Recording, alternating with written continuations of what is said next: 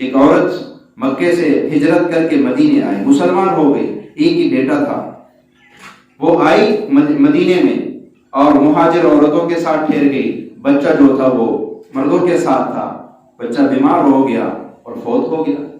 صحابہ کرام نے تجہیز و تدفین کر کے اس کا کفن دفن کیا، ابھی دفنایا نہیں تھا، اللہ کے رسول کو اطلاع دی کہ یا رسول اللہ فلاں عورت اس کا بچہ فوت ہو گیا تو اس کا جنازہ پڑھا دیجیے۔ اللہ کے رسول صلی اللہ علیہ وسلم آئے، پوچھا ماں کو خبر دی؟ انہوں نے کہا جی ماں کو تو خبر نہیں دی، کیونکہ ابھی تازہ ہجرت کر کے آئی، ایک ہی بچہ تھا، اگر خبر دیتے تو اس وجہ سے ہم نے کہا کہ بعد میں بتا دیں۔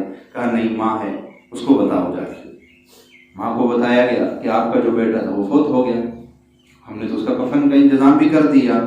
تو ماں وہیں سجدے پہ گری اور کہا اے میرے اللہ، تو اس پہ قادر ہے کہ تو نے وہاں اس کو زندہ کرنا ہے، یہاں بھی زندہ کر سکتا ہے۔ جب تو نے اس کو قبر میں قیامت میں ہی زندہ کرنا ہے تو یہاں پہ تجھے کون سی مشکل ہے اس کو زندہ کرنے میں؟